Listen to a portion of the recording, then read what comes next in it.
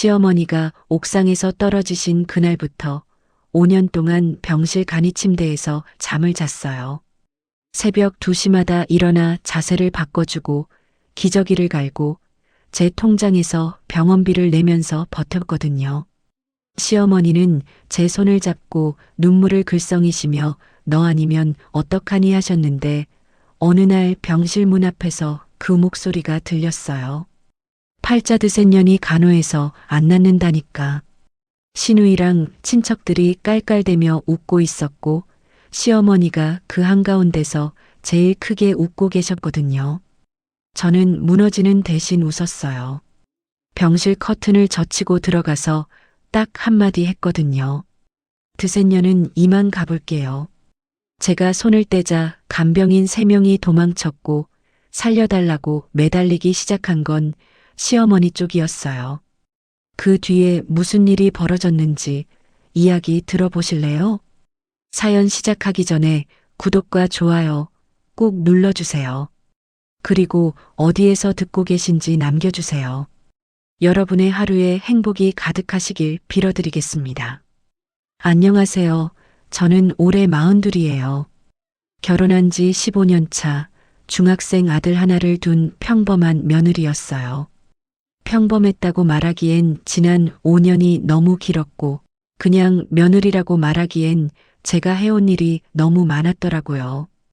5년 동안 저는 병원 간이 침대에서 잠을 잤어요. 등이 바닥에 닿을 때마다 철제 프레임이 삐걱거렸고 새벽마다 형광등 불빛이 천장에서 파랗게 내려앉았는데 그게 제 하루의 시작이었어요. 이 이야기를 꺼내기까지 3년이 걸렸더라고요. 처음엔 창피해서 못했고 그 다음엔 억울해서 못했고 나중엔 이걸 말해도 되나 싶어서 입을 다물었거든요. 그런데 요즘 가끔 생각해요. 그때 저처럼 병실 간이 침대에서 허리를 움켜쥐고 있을 누군가가 있을 것 같다는 생각이 들더라고요. 그래서 용기를 내봅니다. 제 이야기는 5년 전 그해 봄에 시작됐어요.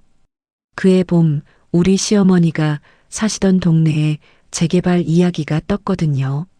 시어머니는 올해 74이신데 평생을 그 동네 좁은 골목 안 2층짜리 슬레이트 지붕집에서 사신 분이에요. 원래도 남보다 하나를 더 챙기지 못하면 밤에 눈을 못 감으시는 성격이셨는데 재개발 보상금 이야기가 나오니까 온 동리가 들썩이는 것도 모자라 우리 시어머니 눈빛이 완전히 달라지셨더라고요. 보상금이라는 게 결국 평수 싸움이잖아요. 한 평이라도 더 넓으면 보상을 더 받는 거니까 시어머니가 어느 날 갑자기 옥상에 방을 하나 올리겠다고 하신 거예요.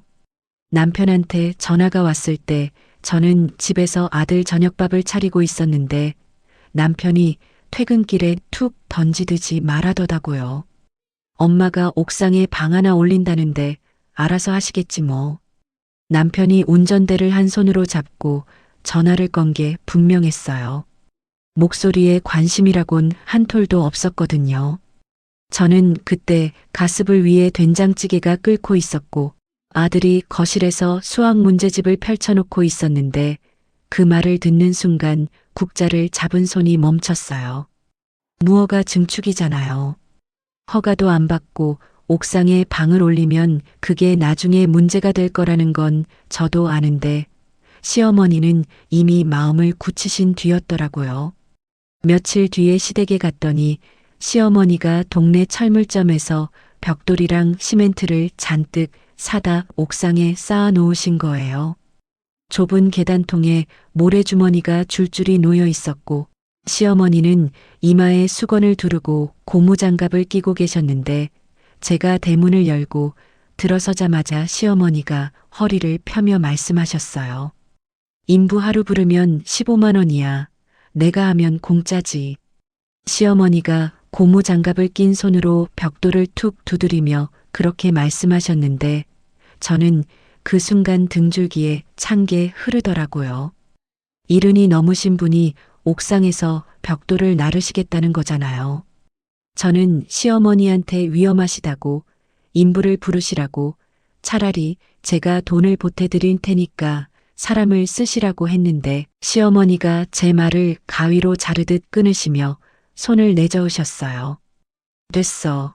네가 뭘 안다고 그래. 내 집인데 내 맘대로 하지. 시어머니가 그렇게 말씀하시며 다시 벽돌을 들어 올리시는데 저는 그 자리에 서서 차마 발을 떼지 못했어요. 시누이한테도 전화를 했거든요. 시누이는 시어머니의 외동딸인데 전화를 받자마자 한숨을 한번 쉬더니 이렇게 말하더라고요. 엄마가 그러시면 그러시는 거지 뭐. 언니가 말려봐. 시누이가 전화기 너머로 손톱을 다듬는 소리가 들렸어요. 얼마나 관심이 없으면 통화하면서 매니큐어를 바르고 있었겠어요. 저는 그때 이미 알았어야 했는데 이 집안에서 무슨 일이 생기면 결국 제 몫이 된다는 걸 그때는 미처 깨닫지 못했더라고요.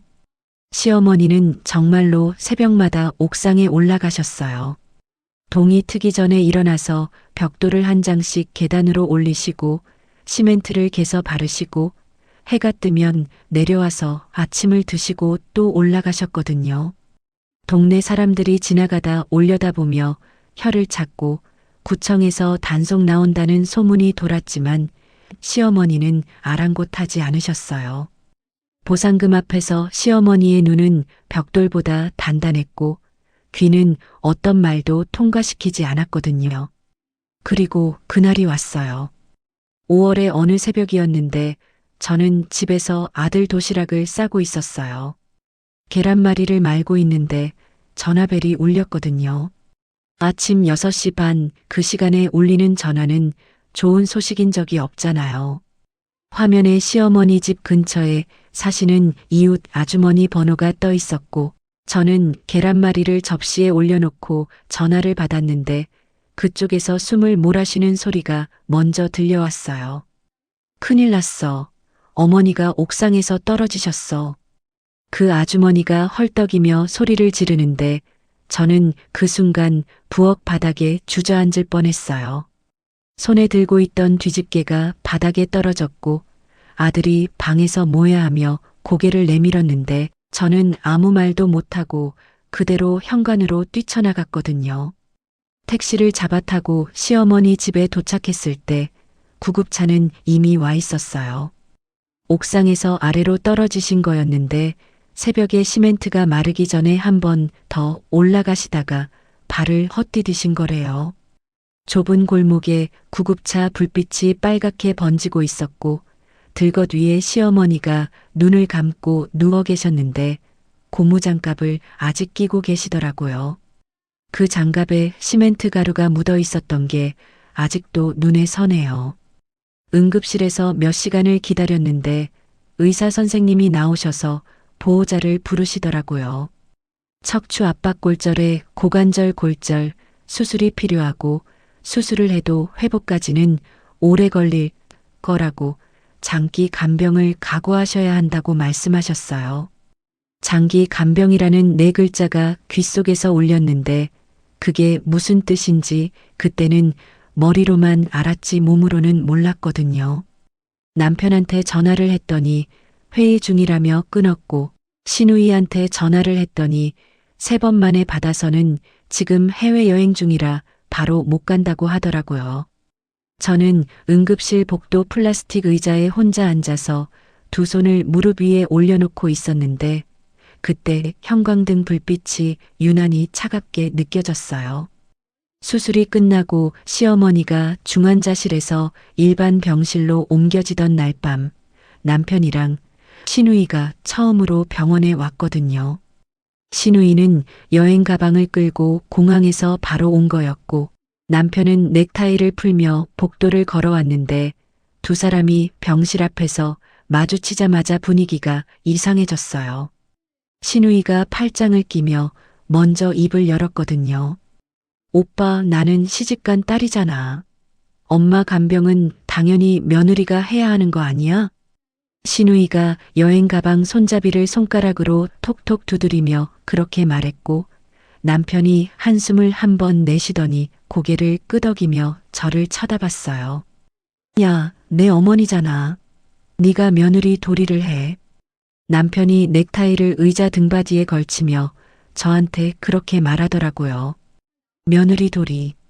그 네 글자가 제 어깨 위에 철근처럼 내려앉았는데 저는 그 무게가 5년짜리인 줄은 정말 몰랐어요. 저는 원래 남의 부탁을 잘 거절하지 못하는 사람이었거든요. 어릴 때부터 싫다는 말을 잘 못했고 누가 뭘 부탁하면 안 된다는 말이 목까지 올라왔다가도 그냥 알겠다고 해버리는 성격이었는데 그 성격이 그날 밤에도 어김없이 저를 붙잡았어요. 시어머니가 병실 침대에서 제 손을 잡으셨거든요. 두 눈에 눈물이 그렁그렁한 채로 주름진 손이 제 손목을 꼭 감싸며 시어머니가 떨리는 목소리로 말씀하셨어요. 아가, 너밖에 없다. 이 엄마 좀 살려다오. 시어머니가 그렇게 말씀하시는데 눈물이 볼을 타고 베개까지 흘러내렸고 저는 그 손을 뿌리칠 수가 없었어요. 사람이 누워서 우는 모습을 보면 아무리 서운한 게 있어도 마음 한쪽이 무너지잖아요. 저는 그날 밤 시어머니 손을 잡고 알겠다고 제가 하겠다고 대답했거든요. 그리고 병실 간이 침대에 처음으로 이불을 깔았어요. 접이식 침대가 삐걱거리며 펼쳐졌고 얇은 담요 한 장을 덮고 누웠는데 천장에 형광등이 꺼진 뒤에도 복도 괄빛이 문틈으로 새어 들어왔거든요. 그 빗줄기가 천장에 가느다란 금을 그었는데 저는 그걸 보면서 내일부터 뭘 해야 하나 머릿속으로 하나하나 세기 시작했어요. 자세 변경 시간표, 기저귀 교체 주기, 재활 일정, 식사 보조, 투약 확인, 그리고 집에 두고 온 아들 저녁밥까지. 간이 침대 위에서 저는 눈을 감았다 떴다를 반복했고 병실 안에는 시어머니의 고른 숨소리와 복도에서 간호사 신발이 사각거리는 소리만 오갔는데 그게 앞으로 5년 동안 제 밤의 전부가 될 거라는 걸 그때는 정말 몰랐더라고요. 그날 병실 문을 열고 들어서는 순간 제 평범한 일상은 끝이 났고 5년짜리 간병이라는 길고 긴 터널이 시작됐거든요. 그렇게 간이 침대에 처음 이불을 깔던 그 밤이 지나고 저는 아무도 알려주지 않은 것들을 하나씩 몸으로 배워 나가기 시작했어요. 병원이라는 곳이 보호자한테는 아무것도 가르쳐 주지 않거든요. 간호사 선생님이 자세 변경은 2시간마다 해주세요 하고 한마디 던지고 나가시면 그걸 어떻게 하는지는 온전히 제 몫이었어요. 74세 뼈가 부러진 사람을 혼자서 옆으로 돌리는 게 얼마나 무서운 일인지 해보지 않은 사람은 절대 모르더라고요. 새벽 2시에 첫 번째 자세 변경 알람이 울렸어요. 핸드폰 진동을 가장 약하게 맞춰놨는데도 고요한 병실에서는 그 소리가 유난히 크게 느껴졌고 저는 간이 침대에서 몸을 일으켜 시어머니 침대 옆에 서서 양손을 어깨와 골반 아래에 넣었는데 처음에는 손이 떨려서 힘 조절을 못했거든요. 시어머니가 잠결에 끙하고 신음을 내셨고 저는 혹시 뼈가 다시 어긋난 건 아닌가 싶어서 심장이 쿵 내려앉았는데 그런 새벽이 하루 이틀이 아니라 매일이었어요.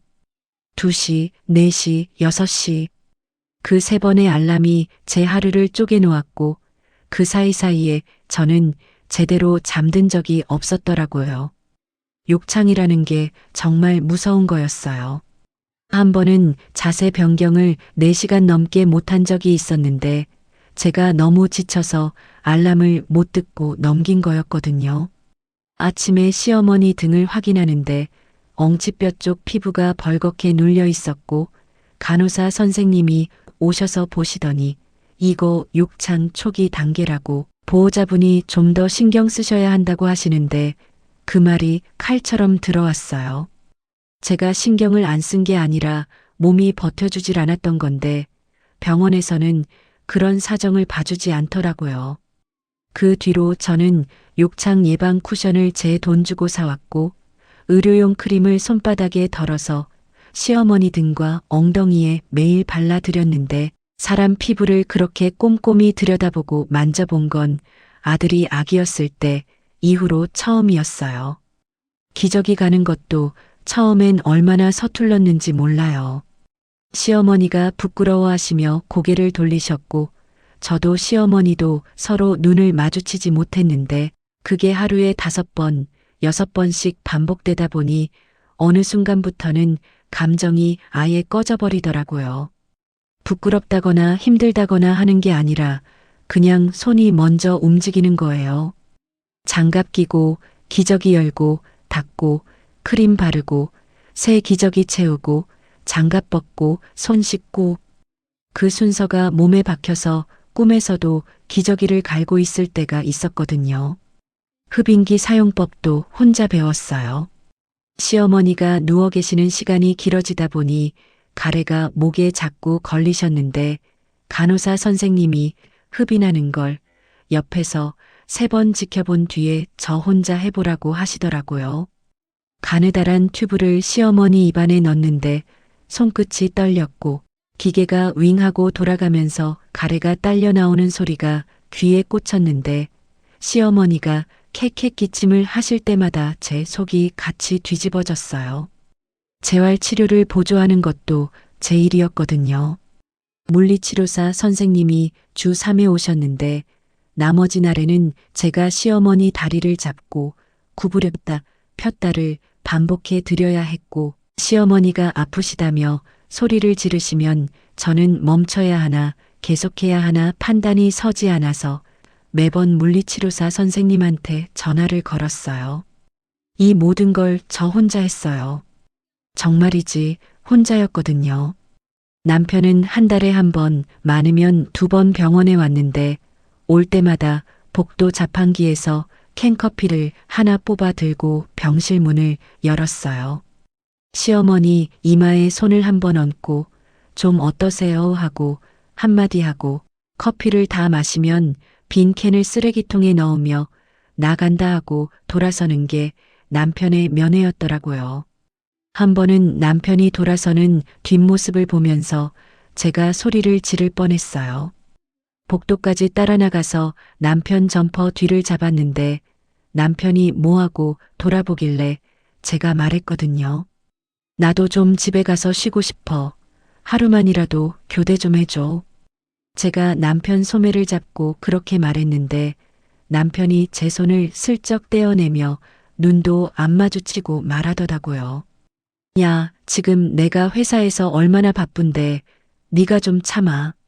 남편이 주머니에 손을 찔러 넣으며 엘리베이터 쪽으로 걸어갔고 저는 복도 한가운데 서서 남편 뒷모습이 엘리베이터 문 뒤로 사라지는 걸 지켜봤는데 그때 복도 형광등이 지잉하고 울리는 소리가 유난히 크게 들렸어요. 간병비를 아끼자는 말은 남편이 먼저 꺼냈거든요.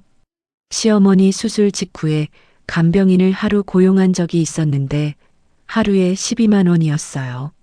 남편이 한 달이면 360만 원이라며 고개를 저었고 네가 어차피 병원에 있으니까 네가 하는 게 낫지 않냐고 했을 때 저는 반박할 말이 떠오르지 않았어요.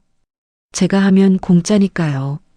시어머니가 옥상에서 벽돌을 나르시며 인부 사기 아깝다고 하셨던 그 말이 겹쳐 들리더라고요. 이 집안은 사람 몸값을 공짜로 치는데 너무 익숙한 사람들이었어요. 병원비 영수증은 제 지갑 안에 차곡차곡 쌓여갔어요. 시어머니 명의로 된 보험이 일부 나오긴 했지만 그걸로는 턱없이 모자랐고 모자란 금액은 전부 제 통장에서 빠져나갔거든요.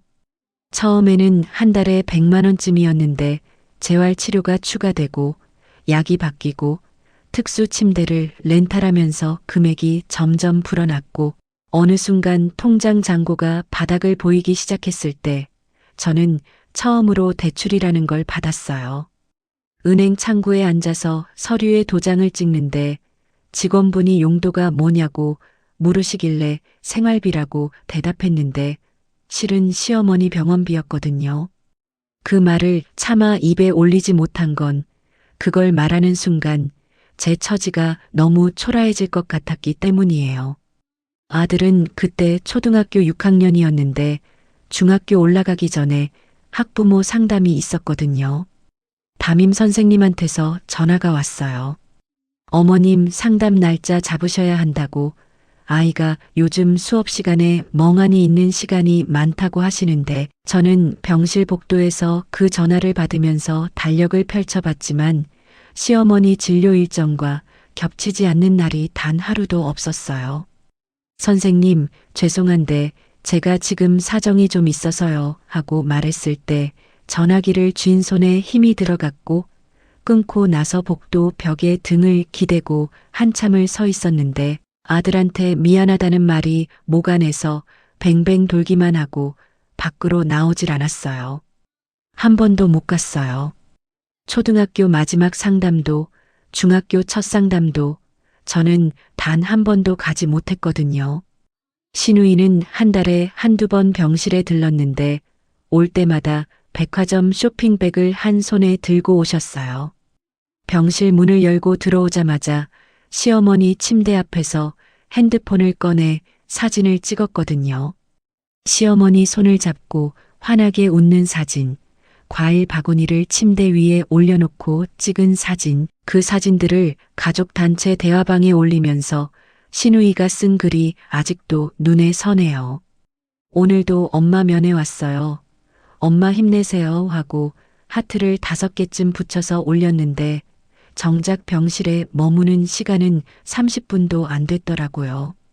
사진을 찍고 친척들한테 답장이 오면 고개를 끄덕이며 핸드폰을 만지작거리다가 시어머니한테 엄마 나 갈게 하고 일어서며 쇼핑백을 다시 들고 나가는 게 시누이의 면회였거든요. 그런데 그 사진들 밑에 친척들이 댓글을 달았는데 막내 참 효녀다. 바쁜데도 이렇게 오고 하는 칭찬이 줄줄이 달렸고 5년 동안 그 병실 바닥에서 잠을 자고 있는 저에 대한 말은 단 한 줄도 없었어요. 저는 그 대화방을 볼 때마다 핸드폰을 뒤집어 놓았거든요. 화면을 보고 있으면 손가락 끝이 차가워지고 목 안이 뻣뻣하게 굳어지는 느낌이 들었는데 그게 뭔지 그때는 이름을 붙이지 못했어요. 시어머니는 제 앞에서 눈물을 참 잘 흘리시는 분이었어요. 제가 아침마다 따뜻한 물수건으로 시어머니 얼굴을 닦아드리면 시어머니가 제 손목을 잡으시며 두 눈의 물기를 그득 담고 말씀하셨거든요. 아가, 너 아니면 나 어떡하니? 고맙다 고마워. 시어머니가 주름진 두 손으로 제 손을 꼭 감싸시며 그렇게 말씀하실 때 저는 등 뒤에서 커튼이 흔들리는 걸 느꼈지만 고개를 돌리지 않았어요. 그 고마움이 진심이라고 믿었거든요. 그때까지는요. 밤마다 간이 침대에 누우면 거울을 볼 겨를도 없이 하루가 지나갔는데 어느 날 새벽에 세수를 하려고 화장실 거울 앞에 섰다가 제 얼굴을 보고 멈춘 적이 있었어요.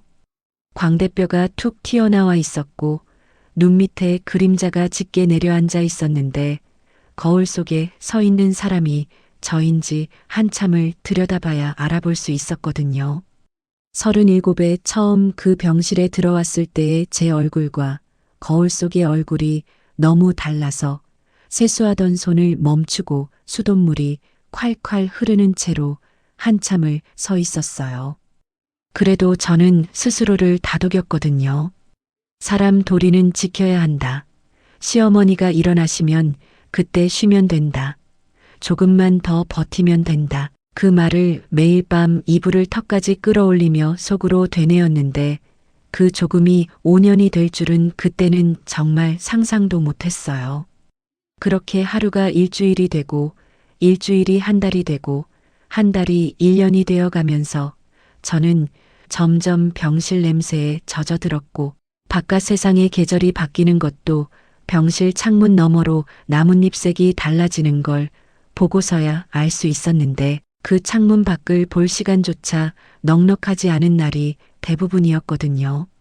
거울 속 제 얼굴을 알아보지 못했던 그 새벽 이후로도 저는 매일 같은 시간에 눈을 떴고 같은 순서로 시어머니를 돌봤어요. 그런데 3년쯤 지났을 때부터 뭔가 달라지기 시작했거든요. 시어머니의 재활이 생각보다 더뎠어요.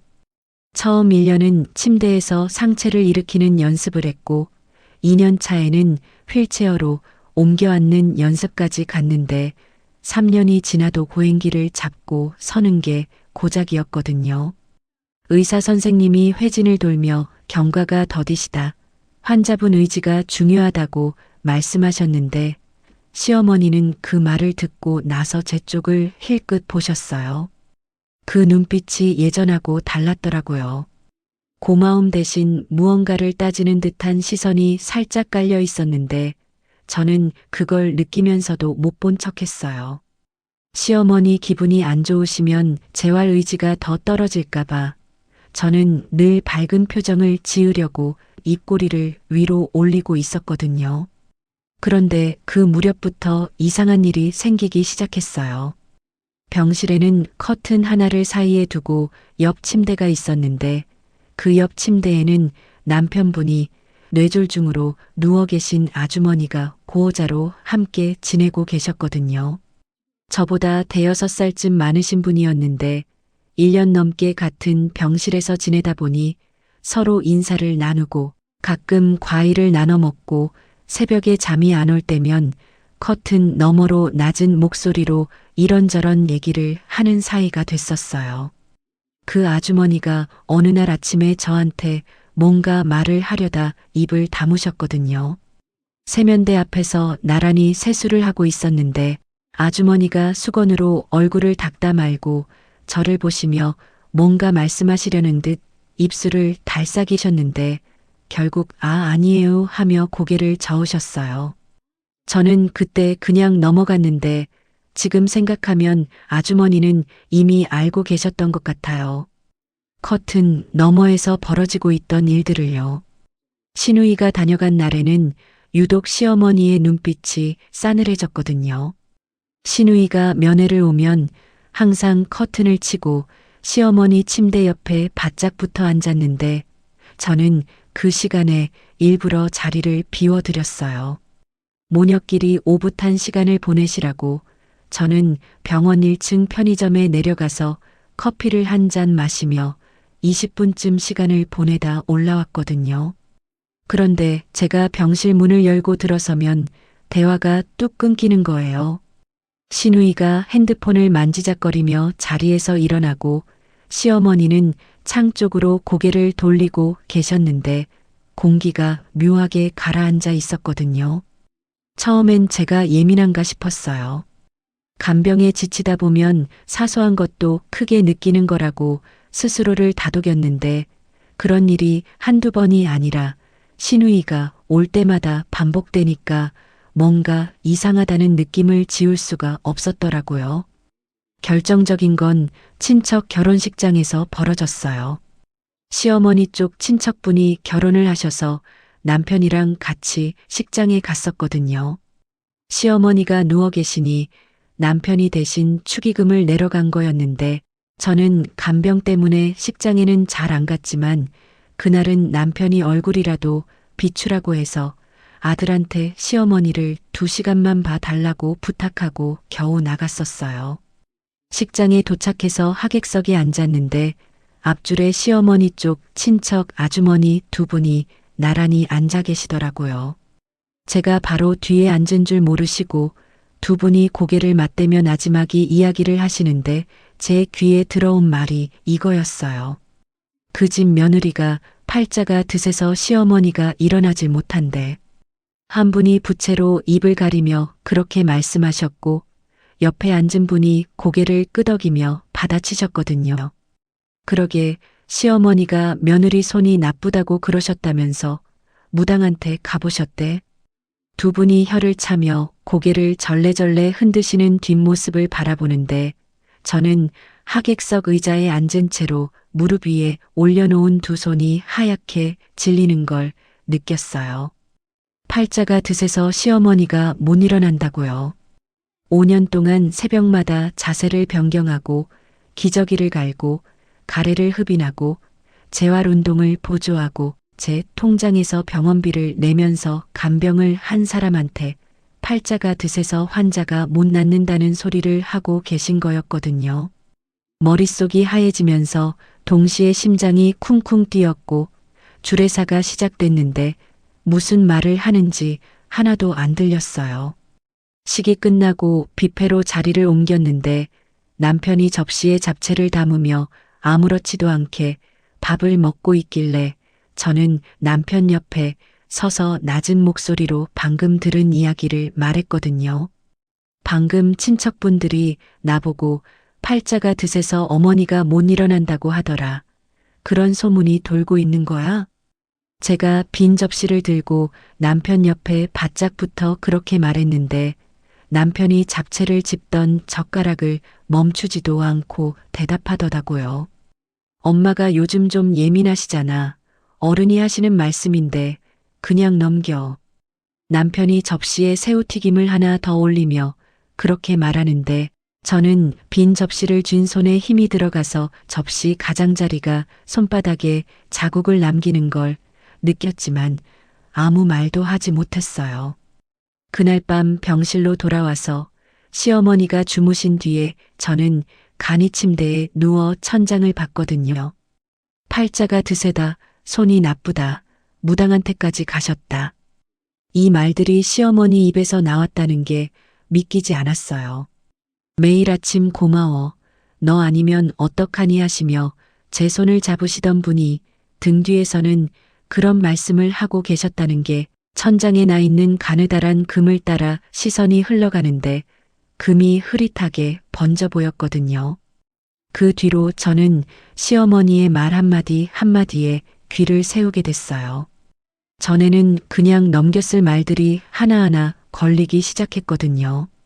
시어머니가 전화를 받으실 때 제가 화장실에 가면 목소리가 낮아지셨고 제가 돌아오면 대화를 끊으셨어요. 한 번은 시어머니가 통화를 하시면서 그래 그래 하고 맞장구를 치시길래 무심코 들었는데 수화기 너머로 시누이 목소리가 새어나왔거든요. 시누이가 뭐라고 말하는 건 잘 안 들렸지만 시어머니가 통화를 끊고 나서 혼잣말처럼 중얼거리신 게 들렸어요. 팔자에 없는 고생이야 참. 시어머니가 이불 위에 놓인 손으로 이마를 짚으며 그렇게 말씀하셨는데 그 팔자라는 단어가 귀에 박히더라고요. 식장에서 들었던 바로 그 단어였거든요. 알고 보니 시어머니가 무당집을 드나드신 건 그보다 훨씬 전부터였어요. 시누이가 면회 올 때 가끔 조그만 부적 같은 걸 가져왔는데 저는 그게 건강 부적인 줄 알았거든요. 어머니 빨리 나으시라고 시누이가 챙겨온 거겠거니 했는데 나중에 알고 보니 그 부적이 나쁜 기운을 막는 거라며 나쁜 기운이 뭐냐 하면 팔자 드센 며느리의 기운이라는 거였어요. 그 사실을 알았을 때 저는 병실 화장실 변기 뚜껑 위에 앉아서 수건으로 입을 막고 한참을 소리 없이 울었거든요. 울면서도 소리를 내면 시어머니가 들으실까봐 수건을 입에 꽉 물고 있었는데 그 수건에 눈물이 젖어들면서 소독약 냄새가 코끝을 찔렀어요. 남편한테 다시 한번 말했어요. 병실에서 나와 병원 주차장에 세워둔 남편 차 조수석에 앉아서 제가 핸드폰에 저장해둔 친척 결혼식 날 들은 이야기며 시어머니의 무당집 출입이며 부적 이야기를 하나하나 짚어가며 얘기했거든요. 이건 좀 아니지 않아. 내가 5년을 이렇게 하고 있는데 등 뒤에서 팔자 드세다고 나쁜 기운이라고 하는 게 말이 돼? 제가 조수석 안전벨트를 잡은 채로 남편을 똑바로 보며 그렇게 말했는데 남편이 운전석에서 한숨을 길게 내쉬더니 핸들 위에 이마를 대며 말하더라고요. 그냥 참아. 어머니인데 어쩌겠어. 아픈 사람이 예민한 거지. 남편이 고개도 안 들고 그렇게 말하는데 저는 안전벨트를 잡은 손을 풀면서 입술을 꽉 깨물었어요. 참으라고요. 5년을 참아왔는데 더 참으라고요. 저는 차에서 내려 병원 현관으로 걸어 들어가면서 유리문에 비친 제 모습을 봤는데 그 사람이 정말 한심해 보이더라고요. 그런데도 저는 다시 엘리베이터 버튼을 눌렀고 다시 병실 문을 열었고 다시 시어머니 곁에 앉아서 저녁 약을 챙겨드렸어요. 손을 놓지 못했거든요. 시어머니가 저를 뭐라고 하든 남편이 무관심하든 시누이가 뒤에서 맞장구를 치든 사람이 아파서 누워 있는데 보호자가 손을 놓으면 안 된다는 생각이 제 발목을 잡고 있었거든요. 밥상 앞에서 젓가락을 내려놓게 만든 일도 그 무렵에 있었어요.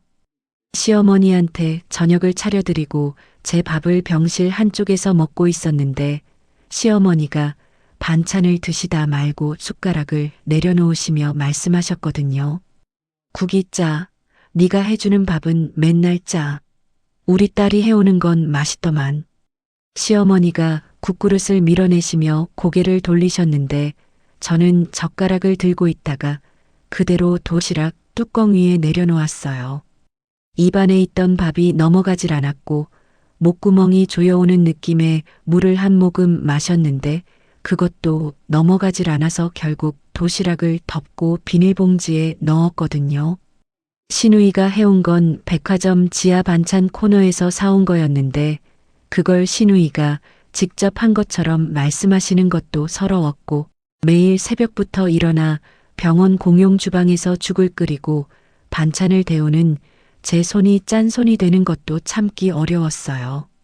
그날 밤 간이 침대에 누워서 저는 처음으로 이 생활을 그만둘까 하는 생각이 머릿속을 스쳤는데 그 생각이 떠오르자마자 죄책감이 파도처럼 밀려왔고 저는 이불을 머리끝까지 끌어올려 덮은 채 두 눈을 질끈 감았거든요. 의구심을 품은 채로 저는 그의 겨울을 보냈어요. 눈이 내리는 날에도 병실 창문은 열 수 없었고 시어머니의 감기를 예방하려면 실내 온도를 24도로 맞춰야 했는데 난방이 잘 되는 병실 안에서 저는 얇은 긴팔 하나를 입고도 등줄기에 땀이 흘렀거든요. 시어머니를 돌보는 제 손은 여전히 정성스러웠지만 머릿속에서는 식장에서 들은 목소리가 지워지지 않았고 시어머니의 고맙다는 말씀이 예전처럼 가슴에 닿질 않았어요.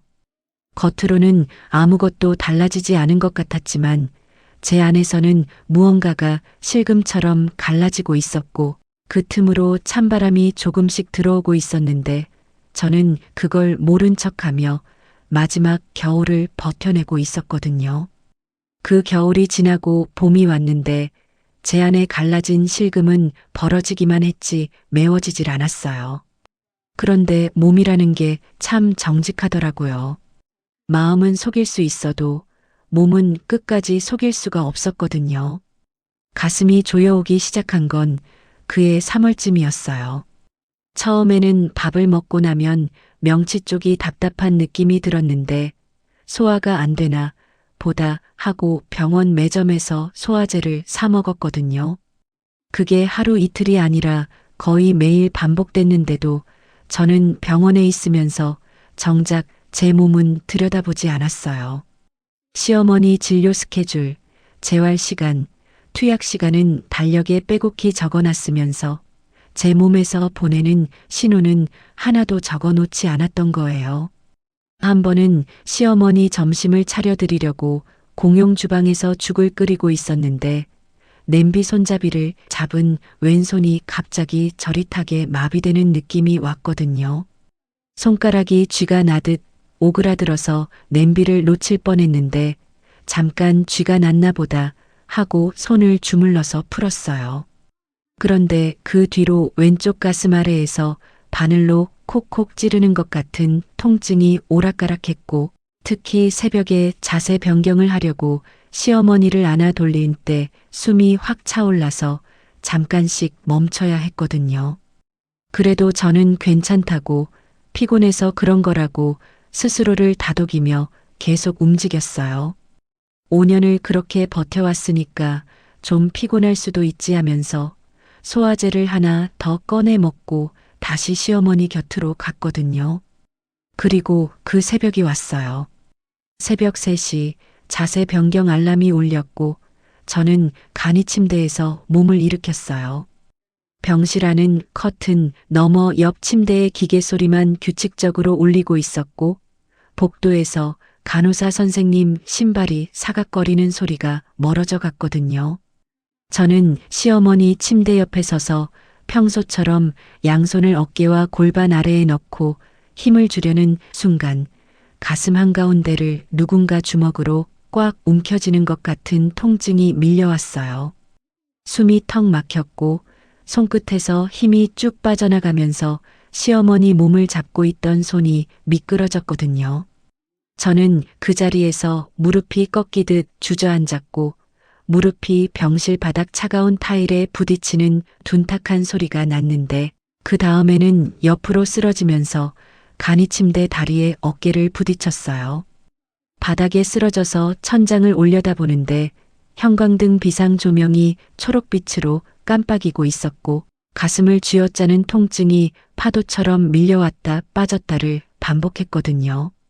숨을 쉬려는데 공기가 목에서 걸려 들어오질 않았고 손으로 가슴을 움켜쥐었는데 손바닥 아래로 심장이 불규칙하게 뛰는 게 느껴졌어요. 시어머니를 부르려고 입을 열었는데 소리가 나오질 않았고 병실 바닥에 차가운 감촉이 등을 타고 올라왔거든요. 그때 커튼 너머에서 인기척이 났어요. 옆 병상에서 함께 지내던 아주머니가 무슨 소리를 듣고 커튼을 젖히셨는데 바닥에 쓰러져 있는 저를 보시더니 두 눈이 휘둥그레지면서 침대 머리맡 비상벨을 손바닥으로 꽉 내리치셨거든요. 아주머니가 비상벨을 누르시면서 슬리퍼를 질질 끌고 제 옆으로 오셔서 제 머리를 무릎에 올려주셨는데 아주머니 손이 떨리고 있었어요. 괜찮아요. 숨 쉬어요. 간호사 지금 와요.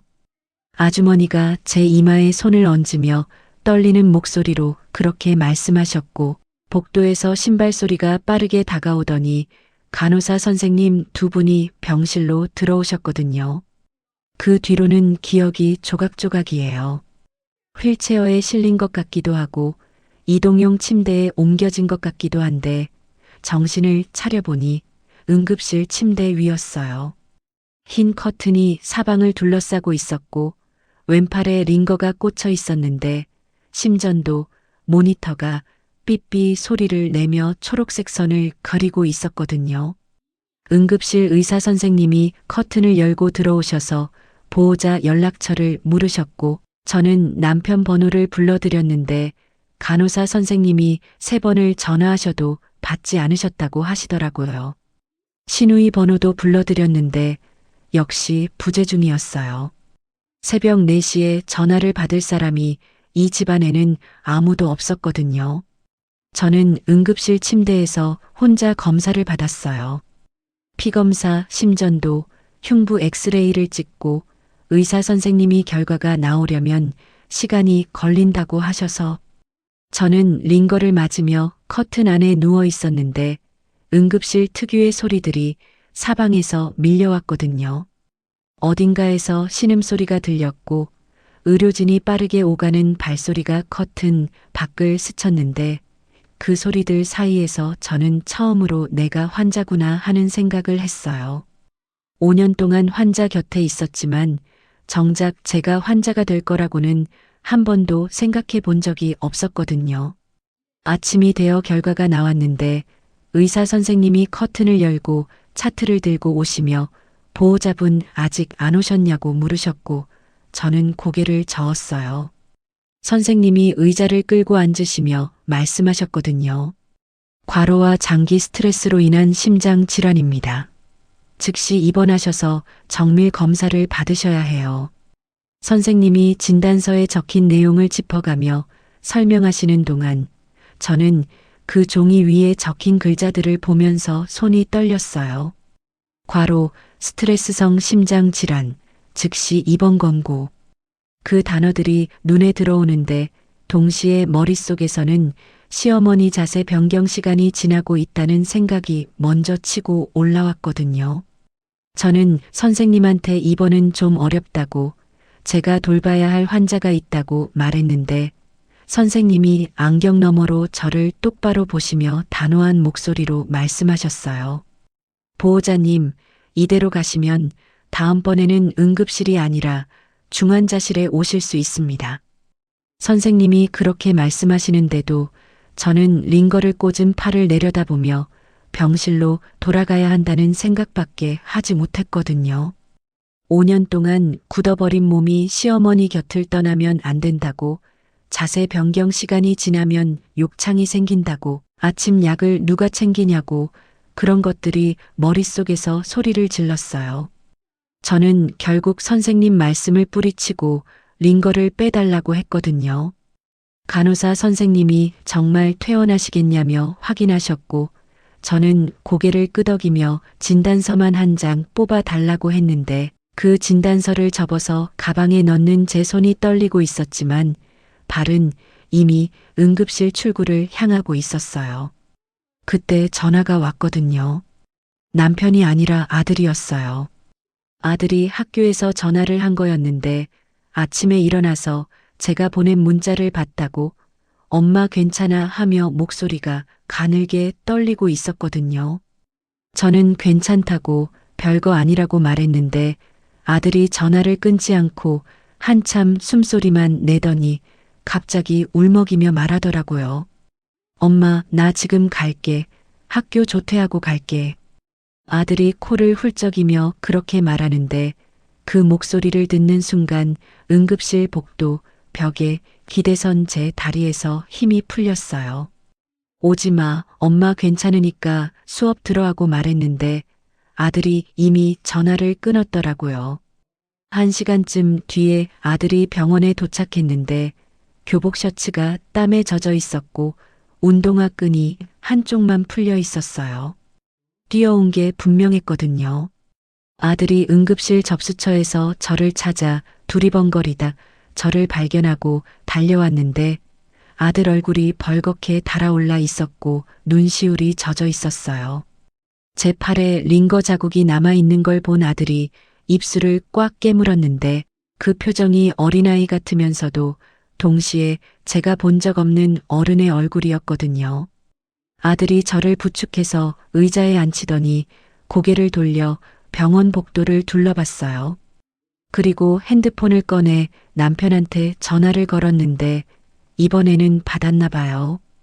아들이 전화기를 귀에 대자마자 목소리를 높였거든요. 아빠, 엄마 응급실에 실려왔는데 왜 전화를 안 받아? 아빠가 어떻게 그래?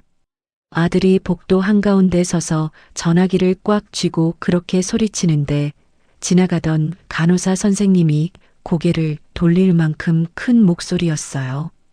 중학생 아이가 교복을 입은 채로 아버지한테 소리를 지르는 모습을 보면서 저는 의자에 앉은 채로 두 손을 무릎 위에 올려놓고 아무 말도 하지 못했거든요. 아들이 전화를 끊고 나서 저한테 돌아와 옆에 앉더니 제 손을 잡았는데 그 손이 크더라고요. 언제 이렇게 컸나 싶을 만큼 아들 손이 제 손을 감쌀 수 있을 정도로 자라 있었는데 저는 그 손을 잡으며 이 아이 손이 이렇게 큰 줄도 모르고 있었구나 하는 생각에 숨이 턱 막혔어요.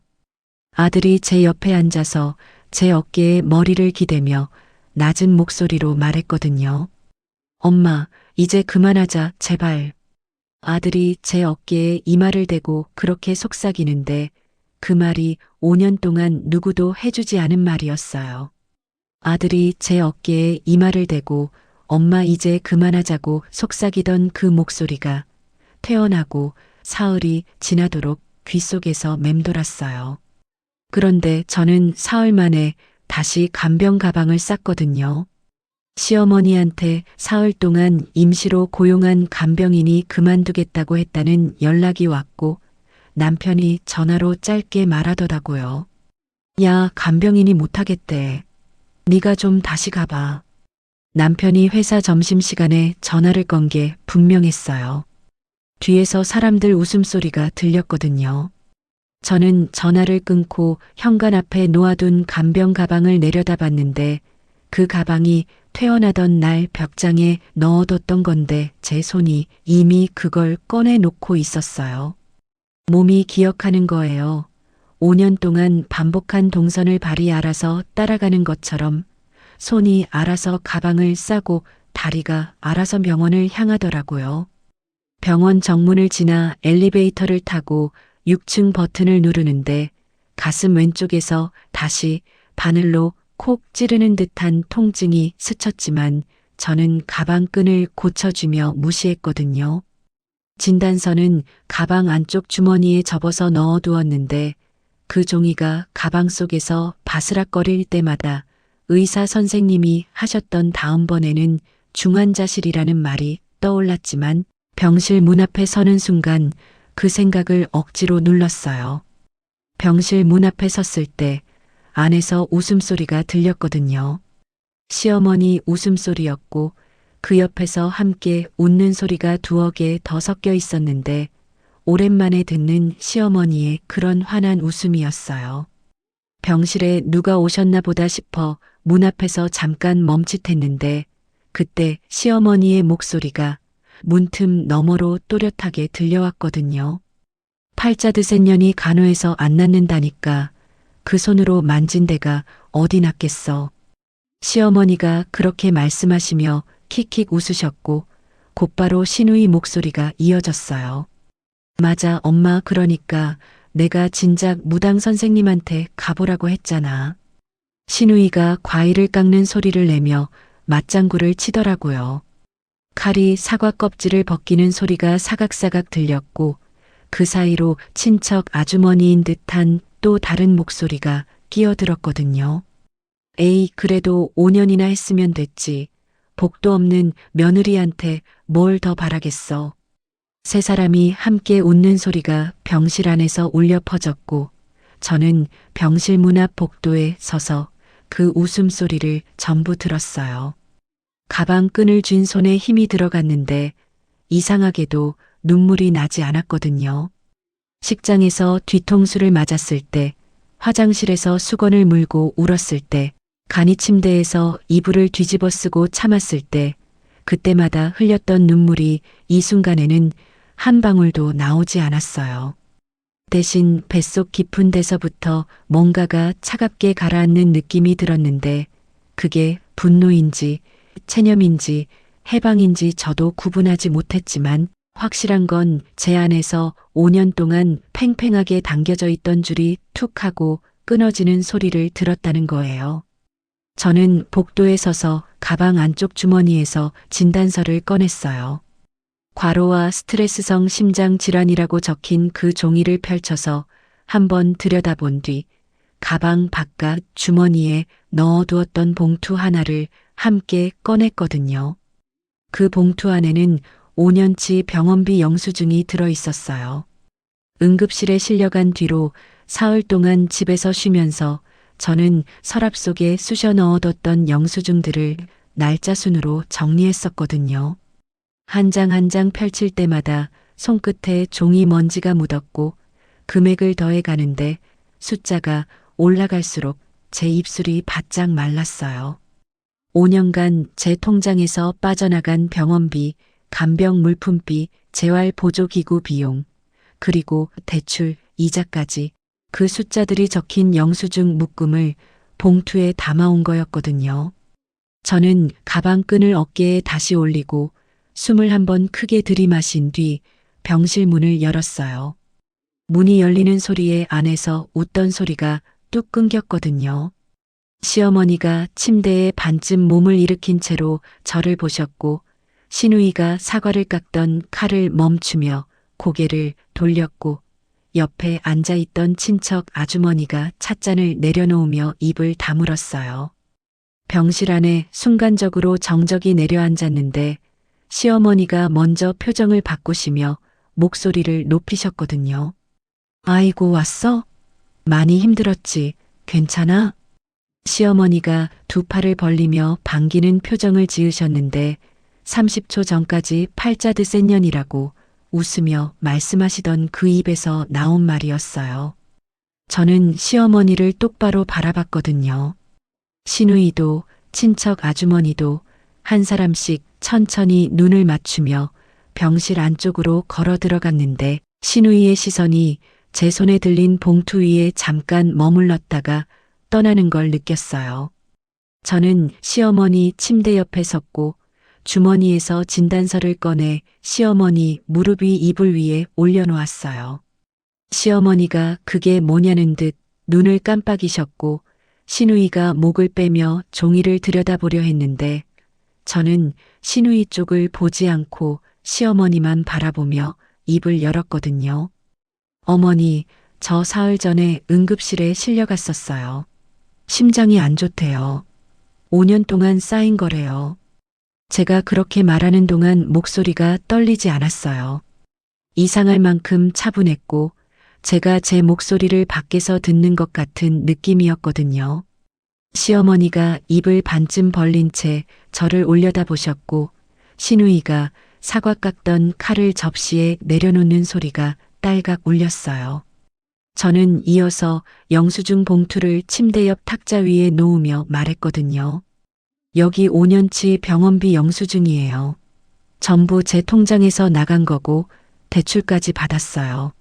정사는 남편한테 말씀하세요. 신우이가 자리에서 일어서며 뭔가 말하려 했는데 저는 신우이 쪽으로 고개를 돌리지 않았어요. 시어머니가 이불 위에 놓인 진단서를 내려다보시다가 떨리는 손으로 종이를 집어드셨는데 글씨를 읽으시는 건지 그냥 들고만 계신 건지 알 수 없었거든요. 저는 한 발짝 뒤로 물러서며 시어머니 얼굴을 마지막으로 한번 들여다봤어요. 주름진 볼, 흰머리가 내려앉은 이마, 5년 동안 매일 따뜻한 물수건으로 닦아드렸던 그 얼굴을 보면서 저는 입꼬리를 천천히 올렸거든요. 웃었어요. 눈물도 아니고 한숨도 아니고 진짜로 웃었어요. 어머니, 드센녀는 이만 가볼게요. 제가 그렇게 말하며 허리를 살짝 숙여 인사를 했는데 시어머니 눈이 커지면서 이불 위에 놓인 손이 부르르 떨리기 시작했고 신우이가 옳게 하고 부르는 소리가 등 뒤에서 들렸지만 저는 돌아보지 않았어요. 가방 끈을 어깨에 단단히 올리고 병실 문 쪽으로 걸어가는데 등 뒤에서 시어머니가 야야 하며 급하게 소리를 높이셨고 신우이가 의자를 박차고 일어서는 소리가 났지만 제 발은 멈추지 않았거든요. 병실 문을 열고 복도로 나서는 순간 시어머니의 목소리가 문틈을 타고 따라왔는데 저는 문을 닫으며 그 소리를 병실 안에 남겨두었어요. 복도를 걸었고 엘리베이터 앞에서 버튼을 눌렀는데 손가락이 버튼을 누르는 그 단순한 동작이 이렇게 가벼울 수 있다는 게 신기했거든요. 엘리베이터 문이 열렸고 안에 아무도 없는 빈 엘리베이터에 올라타 1층 버튼을 눌렀는데 문이 닫히는 순간 스테인리스 문짝에 비친 제 얼굴이 보였어요.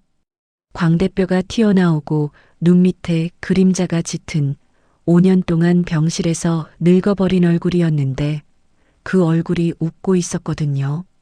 병원 1층 로비를 지나 정문 유리문을 밀고 나가는데 바깥 공기가 폐 속으로 확 밀려 들어왔어요. 5월의 바람이었는데 병실 안에서는 맡을 수 없었던 풀냄새와 햇볕 냄새가 섞인 바람이 얼굴을 스쳤고 저는 병원 정문 계단 위에 서서 눈을 감았다 떴거든요. 5년 만에 제 발로 걸어 나온 병원 정문이었어요. 구급차에 실려온 적은 있어도 이렇게 제 두 발로 정문을 나선 적은 5년 동안 한 번도 없었는데 계단을 한 칸 한 칸 내려가며 저는 가방끈을 고쳐주었고 앞에 펼쳐진 병원 주차장 너머로 가로수에 연두빛 잎이 매달려 있는 게 보였거든요. 병원 정문 계단을 내려서며 연두빛 가로수를 올려다보던 그 순간이 제 두 번째 이야기의 시작이었어요. 저는 그날 병원에서 나와 버스를 탔는데 어디로 가야 할지 정하지 못한 채 그냥 먼저 온 버스에 올라탄 거였거든요. 뒷좌석에 앉아서 창밖을 보는데 거리에 사람들이 걸어다니고 가게 앞에 화분이 놓여 있고 횡단보도에서 아이들이 뛰어가는 게 보였는데 그 평범한 풍경이 너무 낯설었어요. 5년 동안 저의 세상은 병실 천장, 복도 현관 등 공용 주방 싱크대, 간이 침대 철제 프레임이 전부였거든요. 버스 창밖으로 햇볕이 쏟아져 들어오는데 그 빛이 따뜻하다는 걸 피부로 느끼는 게 얼마만인지 모르겠더라고요. 집에 도착해서 현관문을 열었을 때 아들이 거실 소파에 앉아 있었어요. 학교에서 돌아온 아들이 현관 소리를 듣고 고개를 돌렸는데 제 손에 간병 가방이 들려 있는 걸 보더니 눈이 어두워졌거든요. 아들은 제가 다시 병원으로 돌아가려고 짐을 싸온 줄 알았던 거예요. 저는 아들 앞에 가방을 내려놓으며 말했어요. 이거 이제 안 싸. 제가 가방을 소파 옆 바닥에 툭 내려놓으며 그렇게 말하자 아들이 저를 올려다봤는데 아들 눈에 물기가 번지면서도 입꼬리가 올라가는 게 보였거든요. 아들이 아무 말 없이 자리에서 일어나 저를 안았는데 그 아이 품이 넓어져 있었어요. 제 어깨를 감싸고도 남을 만큼 팔이 길어진 아들의 품에 안겨서 저는 처음으로 정말 오래간만에 누군가한테 기대어 봤거든요. 그런데 제가 손을 놓은 그 첫 주부터 시댁 쪽에서 전화가 쏟아지기 시작했어요. 가장 먼저 전화를 한 건 남편이었거든요. 제가 병실을 나온 바로 다음 날 저녁 남편이 퇴근하고 집에 들어오자마자 거실에 서서 말하더라고요. 야, 간병인이 하루 만에 또 그만뒀대. 너 다시 안 가면 어떡해. 남편이 넥타이를 풀며 짜증 섞인 목소리로 그렇게 말했는데 저는 부엌에서 아들 저녁을 차리다가 도마 위에 칼을 내려놓고 남편을 똑바로 봤어요. 나 심장 아픈 거 알지? 진단서 받잖아. 나 이제 못해. 제가 앞치마를 두 손으로 쥐며 그렇게 말했는데 남편이 한숨을 내쉬며 소파에 털썩 앉더니 두 손으로 얼굴을 감싸며 아무 말도 못하더라고요. 남편은 그때 처음으로 제가 진짜 안 갈 수도 있다는 걸 느꼈던 것 같아요. 그런데 문제는 그 다음이었거든요. 남편이 간병인을 구했는데 이틀을 못 버티고 그만뒀어요. 두 번째 간병인도 사흘, 세 번째 간병인은 하루 만에 짐을 쌌거든요. 시어머니가 간병인한테 어떻게 하셨는지 저는 안 봐도 알 수 있었어요. 5년을 곁에서 지켜봤으니까요. 시어머니는 기저귀를 갈아줘도 손이 거칠다며 소리를 지르셨고 밥을 차려드려도 간이 안 맞는다며 숟가락을 밀치셨고 자세 변경을 해드려도 아프다며 간병인 손을 뿌리치셨거든요. 제가 5년 동안 그 모든 걸 묵묵히 받아왔던 건 며느리니까 참았던 거였는데 남한테 돈 주고 고용한 간병인은 참을 이유가 없잖아요. 세 번째 간병인이 그만두던 날 그 간병인이 남편한테 전화로 말했다는 얘기를 나중에 들었는데 이런 환자분은 처음이라고 금액을 2배로 올려줘도 못하겠다고 했대요. 그때서야 남편이 시어머니의 진짜 성정을 마주하게 된 거였거든요. 저라는 방패막이가 사라지니까 시어머니의 날 것 그대로가 고스란히 드러난 거예요. 간병인이 없는 사이에 시어머니 욕창이 재발했다는 연락이 병원에서 왔어요. 자세 변경이 제때 안 되니 엉치뼈 쪽 피부가 다시 벌겋게 눌렸고 재활치료도 보조할 사람이 없으니 중단된 상태라고 담당 간호사 선생님이 남편한테 전화하셨는데 남편이 그 전화를 받고 집에 와서 식탁에 앉아 두 손으로 머리를 감싸주더라고요. 저는 맞은편에 앉아서 그 모습을 봤는데 불쌍하다는 생각이 들지 않았어요. 솔직히 말하면 아무 감정이 없었거든요.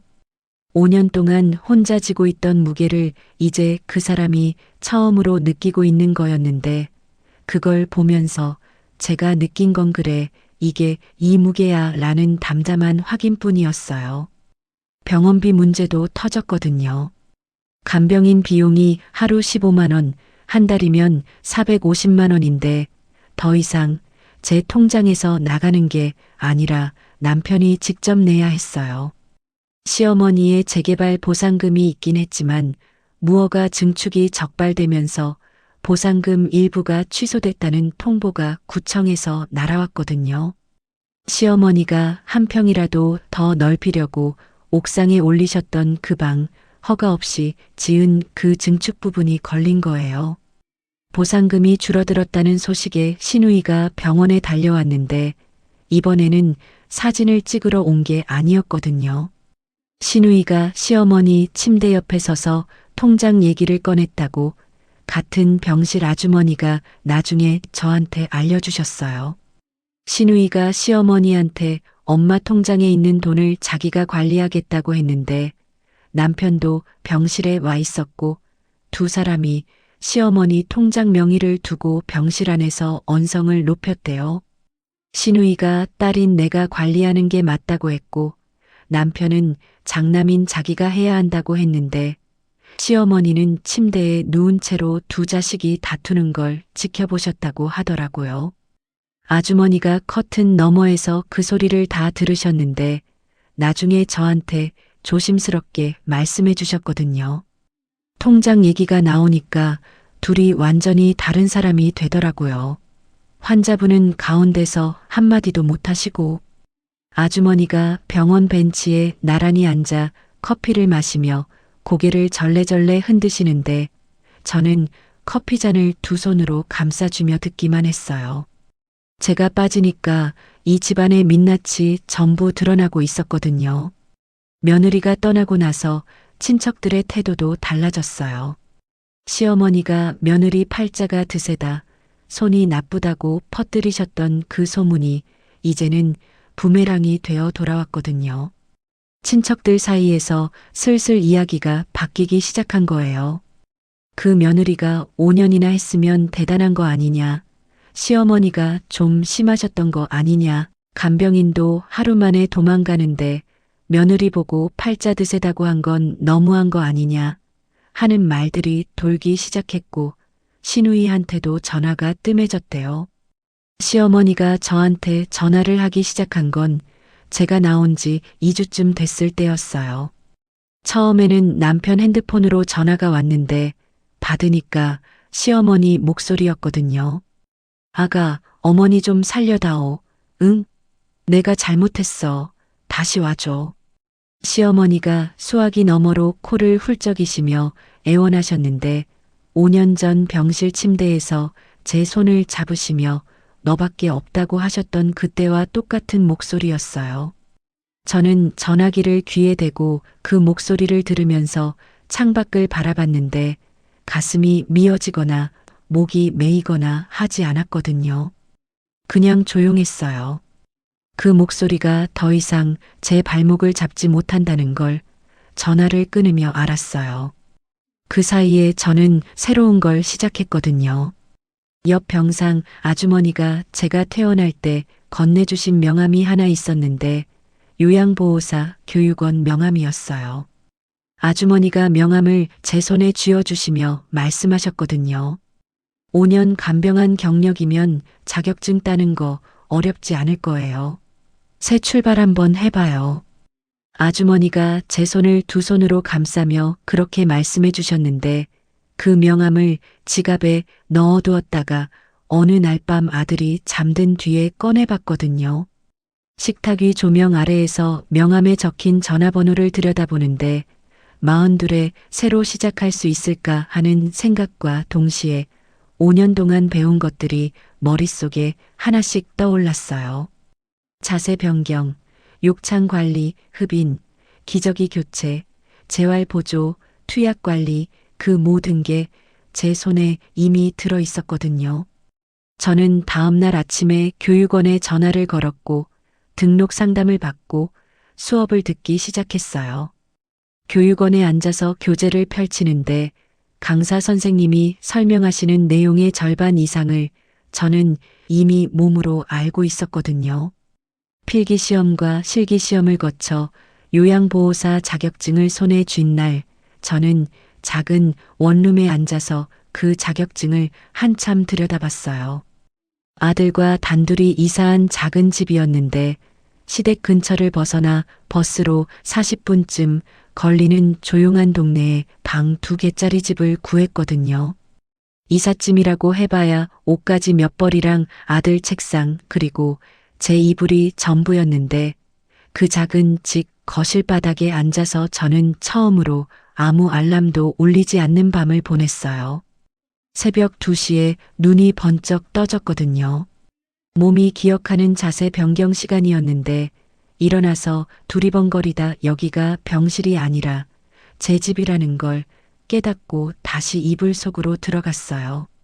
천장에 형광등 대신 작은 등이 달려 있었고 복도에서 간호사 신발 소리 대신 바깥에서 풀벌레 소리가 들렸는데 그 소리를 들으며 눈을 감는 게 이렇게 평온한 거라는 걸 5년 만에 처음 알았거든요. 새벽 2시에 눈이 떠져도 더 이상 일어나지 않아도 되는 밤들이 쌓이면서 저는 조금씩 사람의 얼굴을 되찾아갔어요. 그렇게 2년이 흘렀거든요. 자격증을 딴 뒤 요양원 2곳에서 파트타임으로 일하며 경력을 쌓았고 아들은 중학교를 졸업하고 고등학생이 됐는데 2년 사이에 아들 키가 저를 훌쩍 넘겼더라고요. 아침마다 아들이 식탁에 앉아 밥을 먹는 모습을 마주보고 앉아서 볼 수 있다는 게 얼마나 큰 일인지 5년 동안 병실 간이 침대에서 혼자 김밥을 먹던 저는 매일 아침이 선물처럼 느껴졌어요.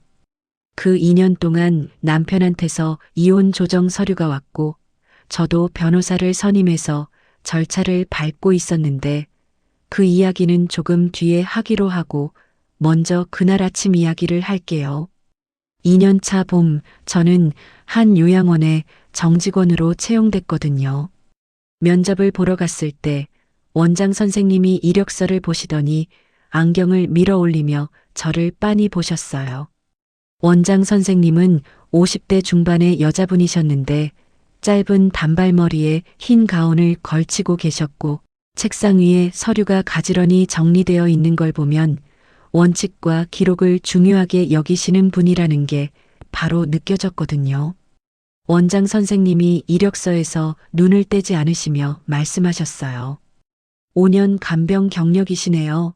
가족 간병이요? 원장 선생님이 안경 너머로 저를 올려다보며 그렇게 물으셨고 저는 고개를 끄덕이며 네, 시어머니를 5년간 돌봤습니다 하고 대답했거든요. 원장 선생님이 이력서를 내려놓으시며 의자 등받이에 기대시더니 한마디 하셨어요. 가족 간병 5년이면 현장 경력 10년과 맞먹어요. 저희가 필요한 사람이 바로 이런 분이에요. 원장 선생님이 그렇게 말씀하시며 고개를 끄덕이셨는데 저는 면접 의자에 앉아서 무릎 위에 올려놓은 2손을 꼭 쥐었어요. 5년 동안 아무도 인정해주지 않았던 그 시간들을 처음으로 누군가가 가치 있다고 말해주셨거든요. 팔자가 드세다는 소리만 들었지 그 5년이 경력이 된다는 말은 한 번도 들어본 적이 없었는데 원장 선생님의 그 한마디에 면접 내내 참고 있던 코끝이 시큰해지면서 저는 고개를 살짝 숙여 들키지 않게 눈을 깜빡였어요. 정직원으로 첫 출근을 한 날 요양원 사무실에서 직원 명찰을 받았는데 거기에 제 이름이 적혀 있었거든요. 며느리도 아니고 보호자도 아니고 팔자 드센 년도 아닌 제 이름 석자가 적힌 명찰을 가슴에 달고 복도를 걸어가는데 발걸음이 가볍더라고요. 그렇게 요양원 생활에 적응해 가던 어느 날이었어요. 사무실 게시판에 신규 입소자 명단이 붙었는데 저는 담당 어르신 배정을 확인하려고 명단 앞에 섰거든요. 종이 위에 적힌 이름들을 위에서 아래로 훑어 내려가는데 중간쯤에서 제 눈이 멈췄어요. 낯익은 이름 석자였거든요. 시어머니 이름이었어요. 명단에 적힌 입소 사유란에 가족 간병 불가, 독거라고 적혀 있었고 보호자 연락처에는 남편 핸드폰 번호가 적혀 있었는데 비고란에 보호자 연락 두절이라고 빨간 글씨로 메모가 되어 있었거든요. 저는 그 명단 앞에 서서 한참을 움직이지 못했어요. 2년 동안 소식을 끊었던 시어머니가 가족이 손을 놓은 채 혼자 이 요양원에 입소하신 거였거든요. 입소 당일 저는 일부러 사무실에 있었어요. 현관 쪽에서 소란이 나는 걸 직원분이 알려줘서 복도까지만 나가봤는데 입구에 시어머니가 휠체어에 앉아 계셨거든요. 옆에 보호자는 아무도 없었고 요양원 직원 한 분이 휠체어를 밀고 있었는데 시어머니 무릎 위에 비닐봉지 하나가 놓여 있었어요. 짐가방이라고 할 것도 없는 옷가지 몇 벌이 담긴 비닐봉지 하나가 시어머니의 전부였거든요. 5년 전 재개발 보상금을 한 푼이라도 더 받으려고 옥상에서 벽돌을 나르시던 분이 비닐봉지 하나를 안고 요양원에 들어오시는 모습을 보면서 저는 복도 벽에 등을 붙이고 서 있었는데 가슴 한쪽이 먹먹해지면서도 동시에 이상하게 담담했어요. 시어머니가 복도를 지나시면서 고개를 돌리시다가 저를 발견하셨거든요. 휠체어에 앉은 채로 고개가 천천히 돌아갔고 시어머니 눈이 저를 붙잡았는데 처음에는 못 알아보시는 것 같았어요. 2년이라는 시간이 저를 많이 바꿔놓았거든요. 그런데 몇 초 뒤에 시어머니 눈이 커지시면서 입이 벌어지셨고 갑자기 휠체어 팔걸이를 짚으며 상체를 앞으로 내미시더니 제 손목을 덥석 잡으셨어요. 시어머니의 손이 뼈만 앙상하게 남은 채로 제 손목을 감쌌는데 5년 전 병실에서 너밖에 없다며 잡으셨던 그 손과 같은 손이었지만 힘이 완전히 빠져 있었거든요. 아가야, 나 여기 있다. 나 좀 살려다오. 응? 시어머니가 제 손목을 잡은 채 고개를 들어 저를 올려다보시며 떨리는 목소리로 그렇게 말씀하셨는데 눈가에 눈물이 고여 있었고 입술이 파르르 떨리고 있었어요. 저는 시어머니 손을 천천히 풀어드리며 허리를 숙여 눈높이를 맞췄거든요. 어머니, 저는 여기 직원이에요. 담당은 다른 선생님이 하실 거예요. 제가 그렇게 말하자 시어머니의 눈에서 눈물이 볼을 타고 흘러내렸고 제 손목을 놓지 않으시려고 손가락에 힘을 주시는 게 느껴졌지만 저는 조심스럽게 한 손가락씩 풀어드렸어요. 원장 선생님한테 가서 담당 배정건을 말씀드렸더니 원장 선생님이 제 사정을 듣고 고개를 끄덕이시며 당연히 다른 직원한테 배정하겠다고 하셨거든요. 개인적 관계가 있는 입소자는 담당에서 빠지는 게 원칙이에요. 걱정 마세요. 원장 선생님이 서류에 메모를 적으시며 그렇게 말씀해 주셨고 저는 고개를 숙여 감사하다고 인사를 드렸어요. 그 무렵 이혼 조정이 마무리 단계에 접어들었거든요. 변호사 선생님이 법원에 제출할 자료를 정리하면서 저한테 간병 관련 증거가 있냐고 물으셨는데 저는 5년치 간병 일지와 병원비 영수증 그리고 대출 서류를 한꺼번에 건네드렸어요. 그런데 결정적인 증거가 하나 더 있었거든요. 옆 병상 아주머니가 남겨두셨던 증언이었어요.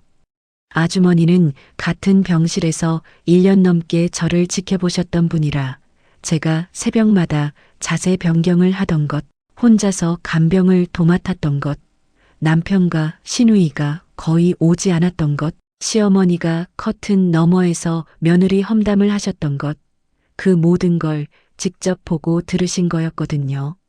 아주머니가 법원에 서면 증인으로 진술서를 써주셨는데 그 진술서를 읽는 변호사 선생님 표정이 점점 굳어지더라고요. 이 정도면 충분합니다. 간병 기여분과 대납한 병원비 전액 인정받을 수 있어요. 변호사 선생님이 서류를 정리하시며 그렇게 말씀하셨고 이혼 조정 결과 남편이 5년간 제가 대납한 병원비와 대출금을 분할 상환하겠다는 각서에 서명을 했거든요. 법원에서 남편이 각서에 도장을 찍는 걸 맞은편에 앉아서 봤는데 남편 손이 떨리고 있었어요.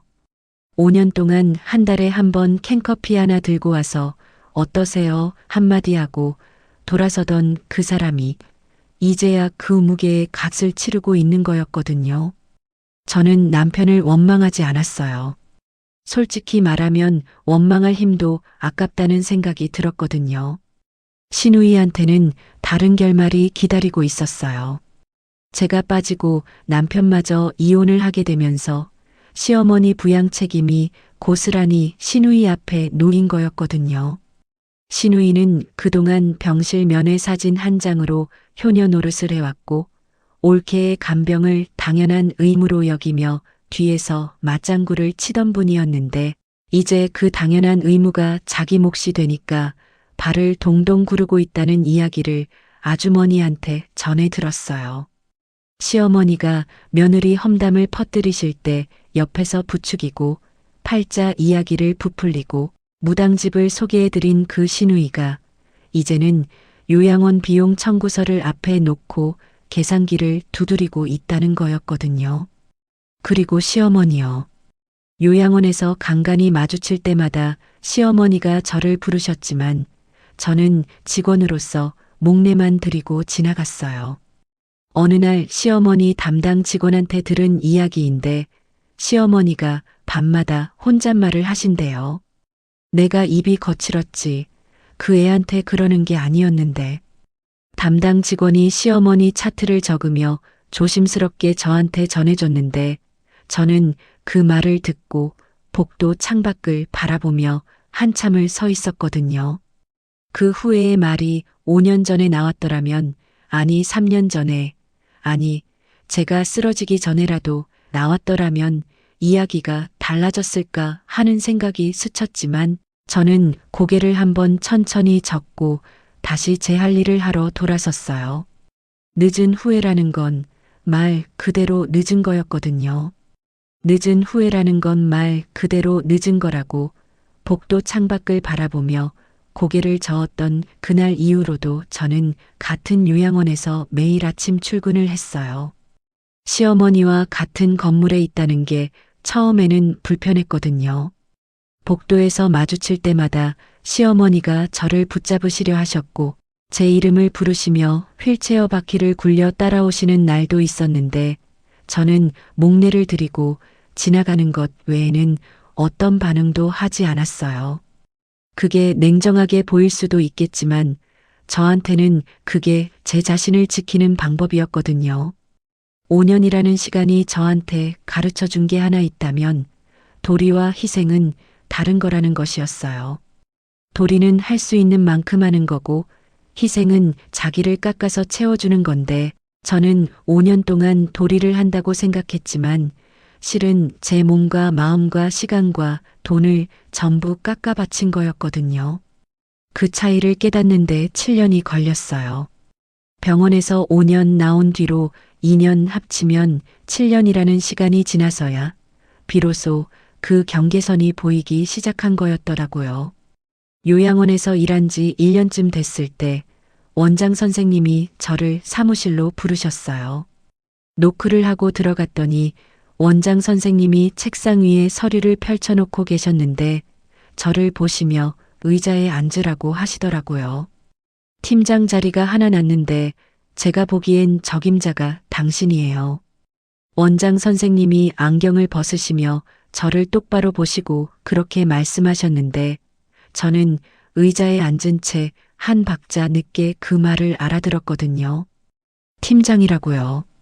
5년 동안 간이 침대에서 자며 무급으로 간병을 하던 사람이 이제는 팀장이라는 직함을 달게 됐다는 게 현실인가 싶어서 원장 선생님 얼굴을 멍하니 바라봤어요. 원장 선생님이 미소를 지으시며 덧붙이셨거든요.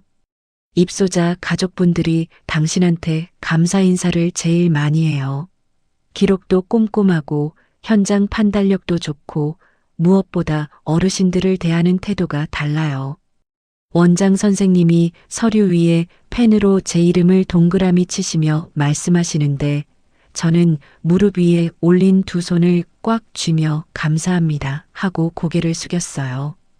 팀장을 맡은 뒤 처음으로 제 이름이 적힌 급여 명세서를 받았는데 그 종이를 펼쳐보는 순간 손끝이 떨렸거든요.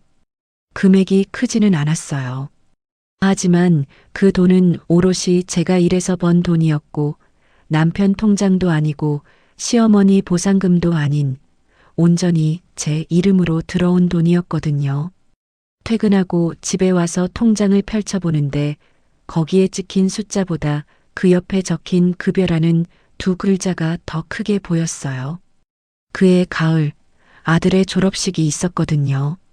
고등학교 졸업식이었는데 저는 그날 오전 반차를 내고 학교에 갔어요.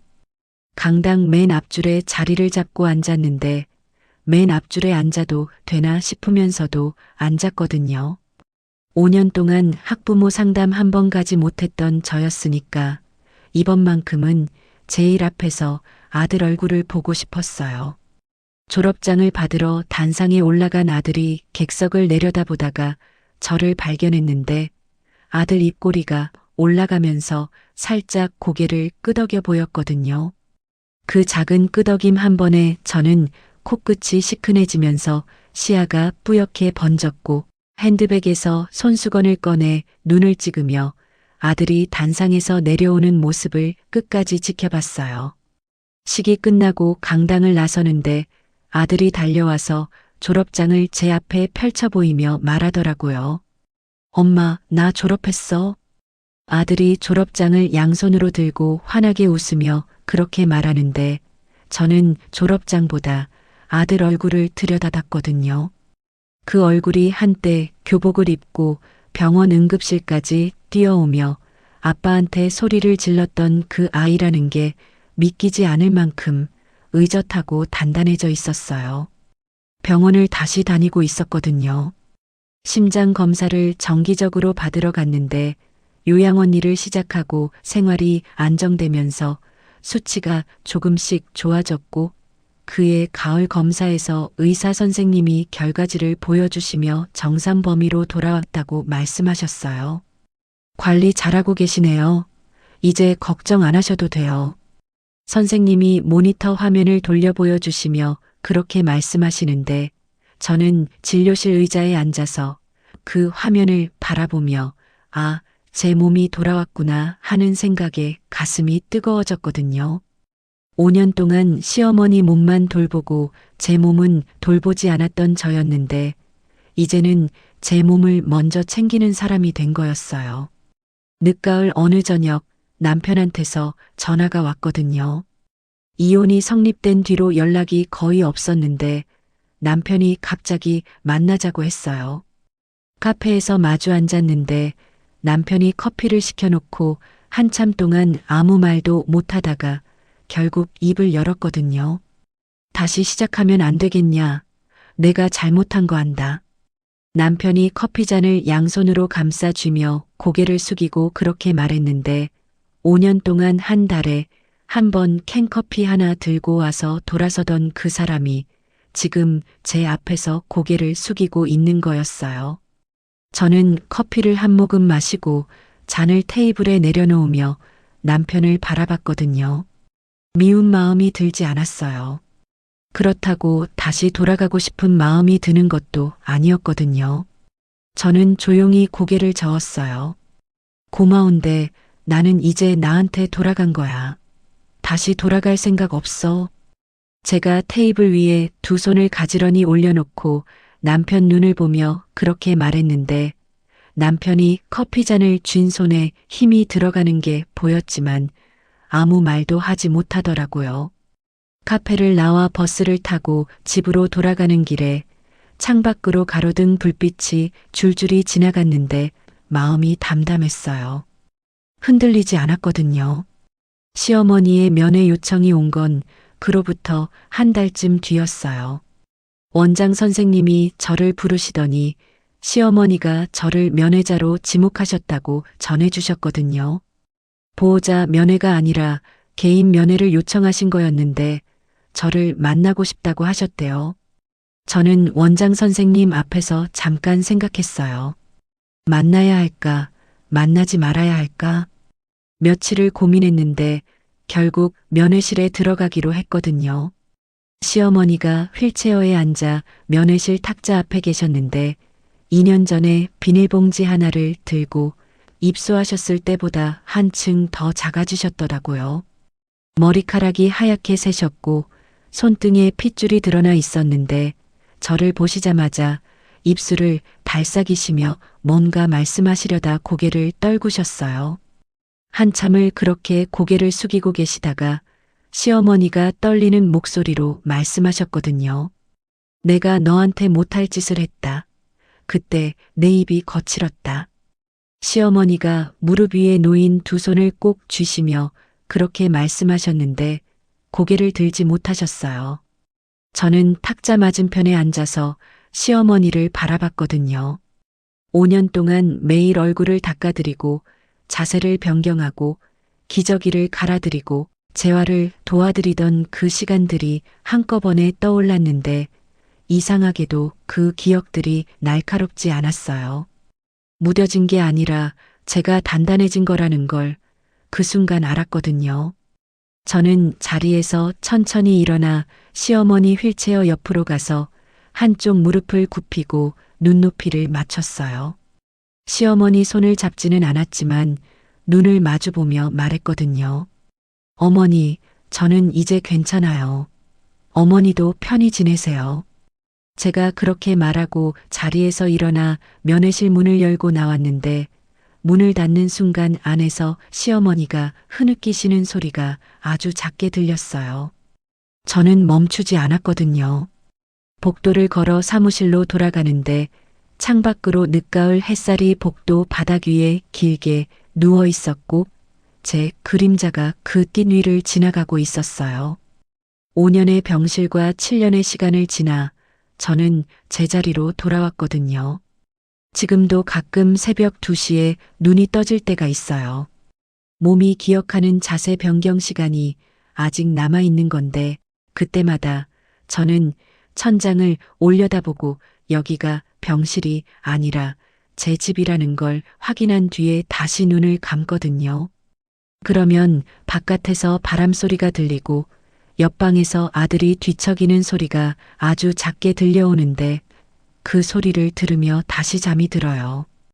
혹시 지금 이 이야기를 들으면서 누군가를 위해 자신을 전부 내려놓고 계신 분이 있다면 이 말씀을 꼭 드리고 싶어요. 도리를 다하는 것과 자기를 잃는 것은 같은 게 아니거든요. 팔자가 드센 게 아니라 견뎌낸 거예요. 5년이라는 시간이 저한테 드센 팔자를 준 게 아니라 다시 일어설 수 있는 힘을 만들어줬다는 걸 이제는 알거든요. 참는 게 도리가 아니라 나를 지키는 것도 도리라는 걸 깨닫기까지 7년이 걸렸지만 늦었다고 생각하지 않아요. 알아차린 그 순간이 가장 빠른 때니까요. 이 이야기가 어땠는지 모르겠지만 누군가의 마음에 작게라도 닿았다면 그걸로 충분해요. 오늘 이야기 여기까지입니다. 들어주셔서 정말 감사합니다.